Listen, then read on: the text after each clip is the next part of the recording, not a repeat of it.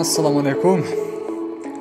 Толубайдай сынчыбал, токтогулдай ырчыбал деген макалда айтылгандай, Толубайдан кем калышпаган, Кыргыздын дагы чыган улуу сынчылар болгон. Бүгүн ошол сынчылар жөнүндө сөз кылабыз. Кыргызда Тагай бийден бери Жантайга чейин 6 сынчы болгон. Алар көзү менен көргөнүн, сынап, сындаганын, кай убакка барганда кандай болоорун да болжоп айта алышкан жана айткандары туура чыккан. Биз элибизден чыккан ушул улуу инсандарды да биле жүргөнүбүз жакшы. Алардын арасынан бүгүн Санчы деген сынчынын кызыктуу жана таң калыштуу окуясын Кыргыздар аттуу тарых китептин 4-томунан алып баяндап беребиз. Анда эмесе кеттик. Санчы сынчы. Аты Санчы сынчы делип эл оозуна кийин айтылып кеткен. Ал Сарбагыш тукумунан Көкжар дегендин баласы болгон. Сарсейит бийдин айылында болгон. Бул сынчыны солто чакырып барып 4 уулун сынаткан экен. Биринчи Кунтугун айтып келип, сенин аттарыңдан күлүк көп болот деген экен сынчы. Кийин Кунтуунун 8 уулунун эң кичүүсү Сарбандын тукумунун бир Керкашка атын Байтик чаап Шабдандын ашында. 1000 жылкыга чуркап чыккан Керкашка ат ошол Күнтуунун тукумунун малы. Экинчи Күнтууну санаган сынчы сенин тукумуңдан табыпчы молдолор чыгат дептир. Айткандай кийин Күнтуунун Чылпактын тукумдарынан молдолор көп чыккан экен. Талкан деген уулунун тукумунан табыпчылар чыккан экен.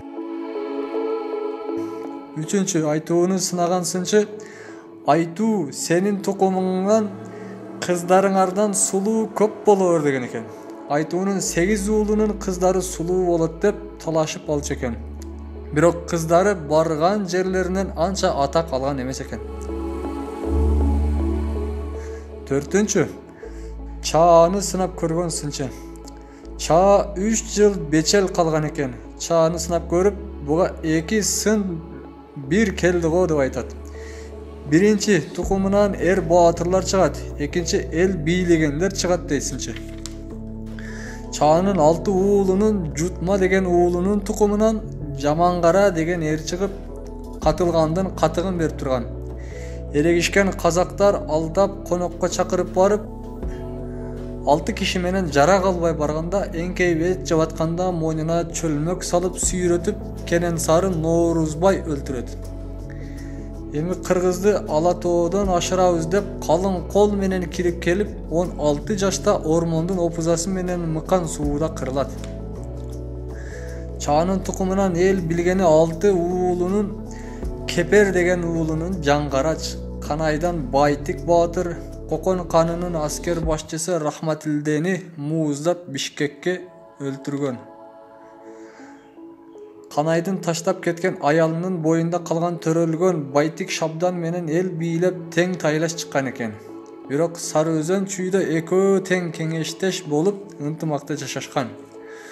Санчы сынчы Орозбектин 5 мырзасына барып, кол башындагы эң улуусу Арык мырзадан бир кашколак мүчө корс кыял бирөө туулар дейт. Балбай болсо керек. Алым Сейиттин Жаманкулунун тукуму көп өсөр. Тыным Сейиттен Бортукту сынап сенден 8 бала болуп төрөлүп, анын тукуму өсүп эл билгендер чыгат дейт.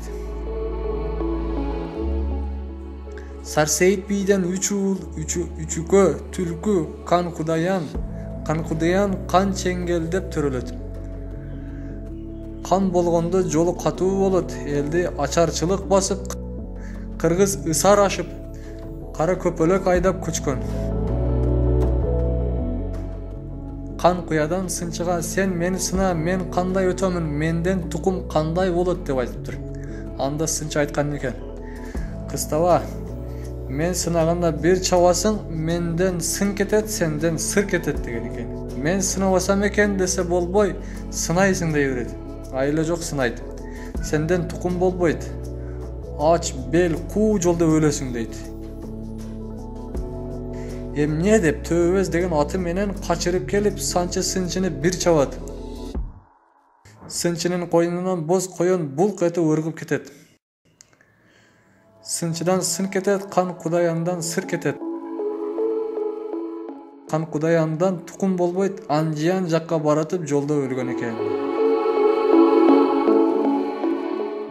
Койнунан боз коен булк этип чыгып кетет дегени ошол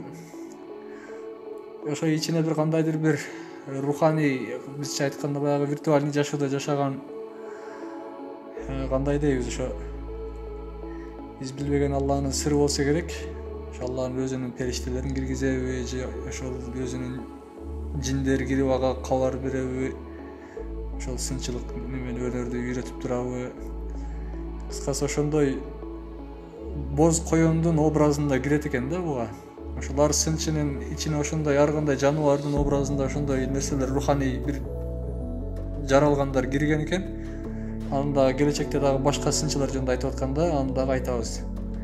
Азыр бул сынчынын ичине ошол боз коендун образында кирген, ошол бир жаратылган, Алланын тили менен диний термин менен айтканда боз коендун образындагы ошол махлук деп коет. Махлук деген жаралуучу.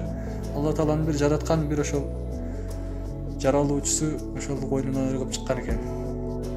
Ошондон кийин сынчы башка эч кимди сынай албай калган экен, сынчылык сыпаты кетип калган экен.